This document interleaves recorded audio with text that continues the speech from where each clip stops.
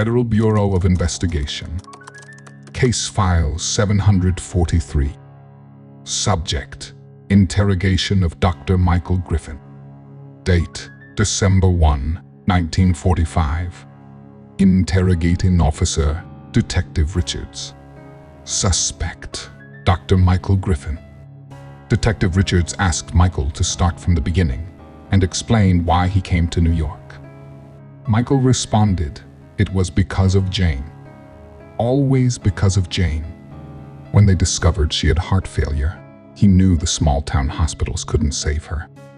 New York had the best surgeons, the best equipment, and the largest number of potential donors. So he sold everything he had, bought a train ticket, and they came here. But when he saw that Jane's waiting list would take months, he realized they didn't have that kind of time.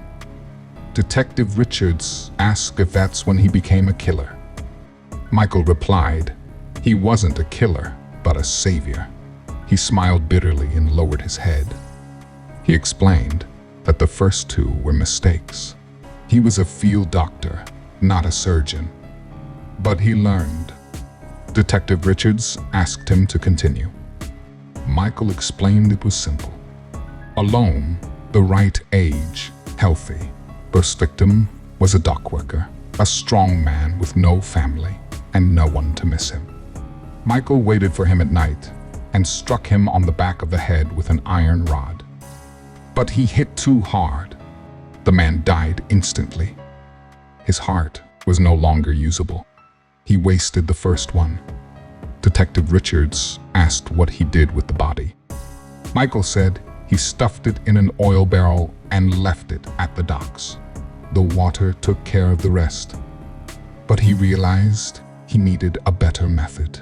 So he moved on to the second victim, a former soldier, homeless, wandering. This time, he tried to stab him in the kidneys from behind, just to knock him out, not to kill. But again, he cut too deep. The man bled out before he could do anything. Detective Richards asked about the second body.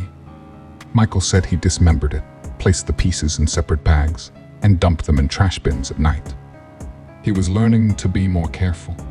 Detective Richards remained silent, allowing Michael to continue. Michael said the third one was a drunk man, stumbling out of a bar, barely aware of his surroundings. His condition was an advantage. Michael approached him, pretended he wanted to help. Once he led him into a quiet alley, he injected him with chloroform using a special needle. He didn't want to hit or stab anymore. He needed him alive. Then he made a clean, precise incision on the man's side. After a few minutes, the man regained consciousness and struggled, but he was too weak. His body was losing blood, but he was still alive. Detective Richards asked what he did next. Michael said he called for an ambulance from a payphone and reported the location. But he had miscalculated. They arrived too late. The man died minutes before they reached the hospital. Another useless heart. Michael explained he became more careful after that. He selected a young man, 25 years old, fresh out of university, healthy, alone, an ideal donor. This time, he controlled the bleeding, administered morphine, made a precise incision called emergency services. But when they arrived, he realized he had made another mistake. The man was still alive longer than he planned. Detective Richards asked the man survived. Michael confirmed he did, but only for a few days. The hospital reported that a young man with an unusual, clean incision had survived. That's when detectives started getting suspicious. Michael didn't kill him, but he left a living clue. Detective Richards asked about the last victim. Michael confirmed that one went according to plan. A 29-year-old man, healthy, blood type matching Jane. Everything was perfect this time. Morphine dose, bleeding time, emergency call, distance to the hospital, all synchronized. He died the moment they laid him on the hospital bed. His heart was ready for Jane. Detective Richards asked how Michael got caught. Michael explained that fourth victim surviving ruined everything. Detectives started connecting the cases. All the victims had clean incisions on their sides.